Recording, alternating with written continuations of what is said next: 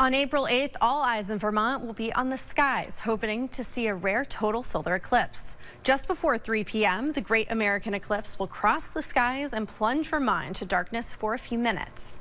The state is preparing for 50 to 150,000 visitors flocking here to see the moon block out the sun. The last time Vermont saw a total solar eclipse was in 1932, and the next one to cross over us won't be until 2079 over the southern tip of the state. So astronomy experts say get out and check it out now. Very rare. This is a once-in-a-lifetime thing unless you go chase them down. On average for the Earth, for an eclipse to hit the same spot is like 375 years.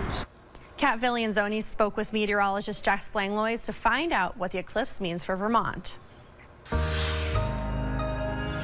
Meteorologist and fellow eclipse enthusiast Jess Langlois joins us now. Jess, what is a total solar eclipse? Right, so this is, one of those rare events. So the moon has to position itself just right between the Earth and the sun. So of course, this doesn't happen very often. And when that does, that moon is going to basically cast a shadow on the Earth. And because of that, that's what's going to create the eclipse for us. So there's basically two areas. There's the partial shadow, so that's the penumbra. So these are the areas in partial eclipse. Then there's that very special area that gets to see total eclipse where the moon is going to completely cover the sun, and that's that really impressive total eclipse that part of our area does get to experience, and that's going to make it look like twilight in the middle of the afternoon. So that's that really rare special eclipse we get. And the corona here that you're seeing is the kind of money shot, if you will, for people who are traveling to see this sort of event. We're some of the last parts of the U.S. to experience it, though, right? We are. So basically this is going to travel across the entire swath of the U.S. from Texas all the way up to Maine in about an hour. So this happens pretty fast. So right around 2:30 our time, it's going to start in Texas, work its way northeast. And so then here we are just after 3:20 p.m. on that afternoon. And then once it hits our region, obviously the Adirondacks, it hits first around 3:25-ish, I believe, for some of the earlier parts. 3:22, as you mentioned, for maybe the outskirts of our viewing area here. Then walk us through where it travels and what kind of the timing is. Right, so it's only going to be over the duration of a couple minutes, so it happens fast. So here we are looking at 3:26 in the afternoon now. The Adirondacks are in it, Lake Champlain, Burlington, and parts of Franklin County are in it. It's going to continue working its way northeast, 3:28. So only a couple minutes later, parts of the Adirondacks are out of it, but it's really centered over northern Vermont now. Burlington's still in it, and then northern New Hampshire's getting in on it. But look at by 3:30, it's already pretty much out of the area with the exception of a small swath of Essex County and Coos County. So it's going to go fast. Right, and so we know that you just have a few minutes where you're able to see this. We also know that April in Vermont for the weather is such a wild card.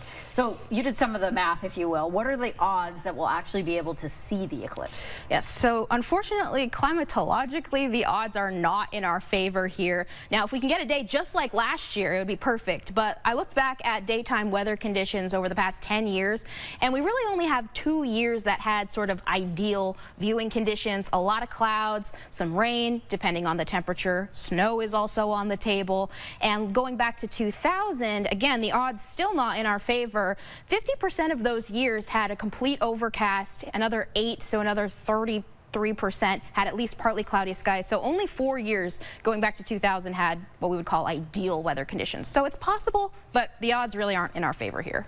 Now, if we do get an opportunity to see this, we want to underscore the safety aspects of it. You can look up at the sun safely during totality, but you cannot when it's in the partial phases, which is the hour or so before or after totality. You'll need special filters like these ones, which you should really order now and make sure you have them if you want them for the event.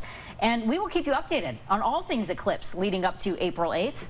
Stay tuned to Channel 3 as we explore what it means for towns in the path and the state as a whole. And don't miss our hour-long special from 3 to 4 on the day of the eclipse with live coverage of this once-in-a-lifetime event. And we're also excited to announce that WCAX is the exclusive TV sponsor of Burlington's eclipse celebration called Obscura BTV. And we're partnering with the airport for their Transcend event during the eclipse as well.